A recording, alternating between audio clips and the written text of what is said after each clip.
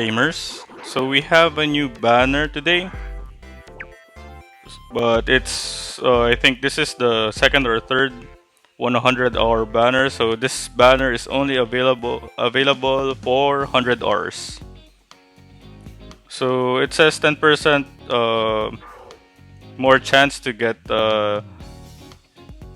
super rare, but basically it's just adding up to like 0.1% plus 10% of that 0.1, so that's still low. So if you're gonna look at the summon rates, it's still low, so chances are still slim.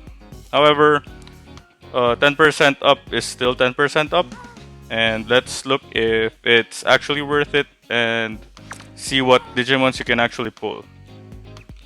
So first off, the featured Digimons are Alphamon. So this is the first one. Looking at the passive skill, nullify poison, burn, error effects targeting deaf allies only. So that's quite selfish because it's only for deaf allies. So depending on your lineup, it will be effective. And increase own tech by 40%. So it's not much, I think,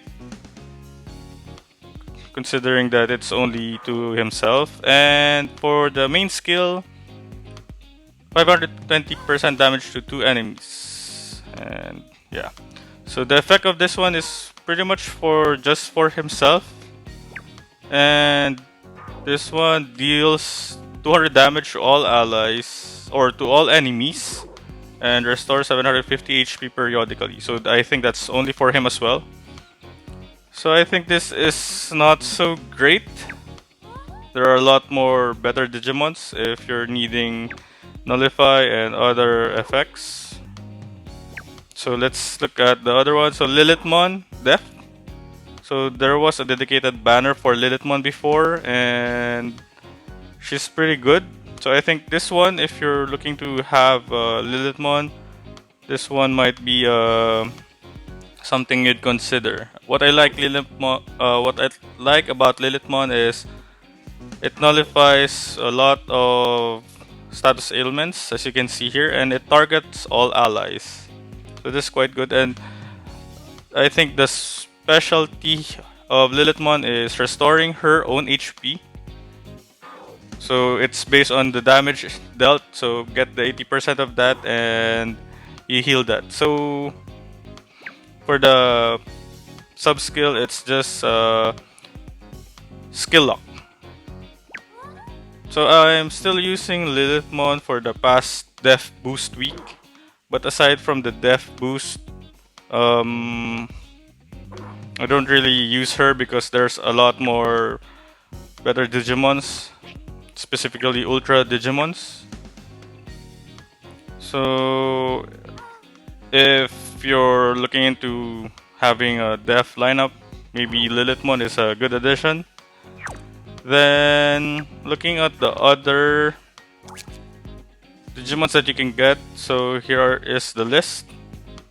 Magnadramon, so the devoted Digimon. So Magnadramon is the one who can actually revive your fallen Digimon. So this is useful for battle parks and even underworld. So currently we're at devoted week. I am actually using Magnadramon, so that's also good.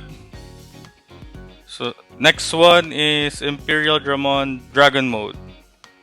So that's a brave Digimon. I'm not really fond of it.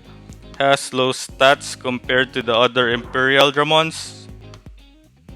So it might be not a good idea to pull for this one. Next is Magna Garurumon.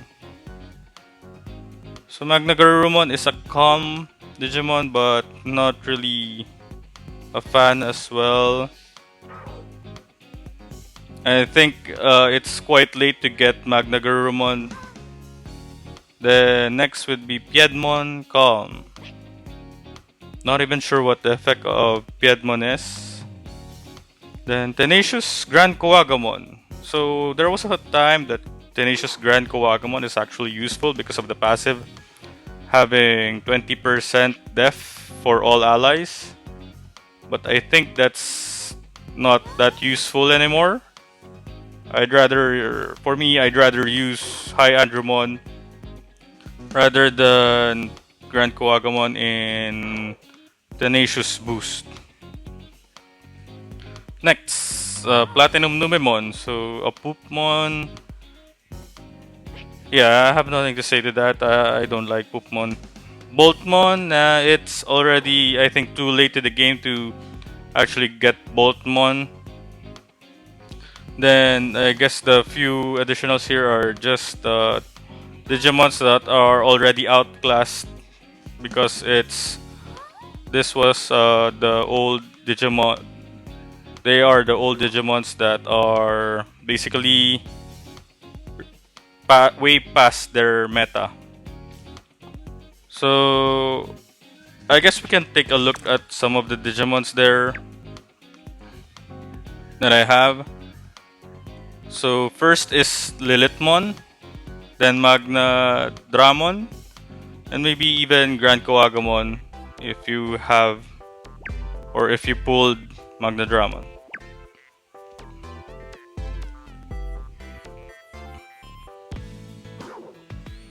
So first off, so we're looking for Lilithmon.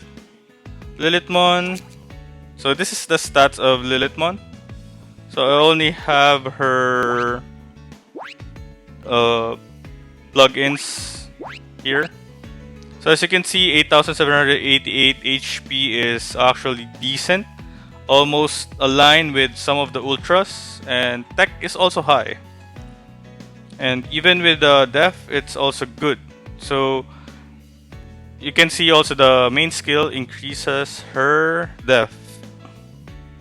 So overall, Lilithmon I think is still good if you have her, and especially if you don't have much of the ultra Digimons that are def. Next would be Magna Dramon. So I think Magna Dramon is also good because of the revive. So aside from Magna Dramon, Marine Angemon can also revive. You can get Marine Angemon in Underworld.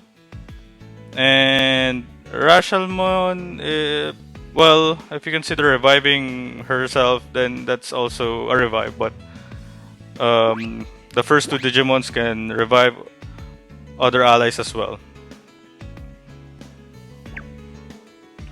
So this is the stats. 7,000 for me is decent. Tech, well, I don't expect any damage from a devoted Digimon because my main purpose for adding Magna Dramon here is the sub-skill, which is the revive and recover all allies HP by 25%. Next, I think it was Grand Coagamon. Where is Grand Coagamon? There we go. So Grand Coagamon has high HP, almost like it's even higher to other Ultra Digimons. But the only thing here is that the skill is quite not good for me. So first, the main skill is not good because it only targets single ally, and then the sub skill is just shout. So it just draws attention to himself, so that's not so useful in Battle Park anymore. And then the only useful thing here is that you have a passive of increasing all allies' def by 20%. So going back to the banner,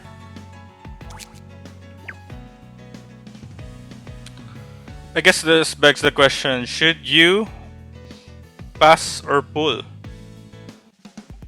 Well, for me, I'd personally in this account, I'd pass because I don't have any space for any lineup for this Digimons. But maybe for you guys who are still catching up and trying to gather your lineup or improve your lineup, maybe you can spend a few. I'm not suggesting that you spend like 200 or more rubies. Especially, I think most of the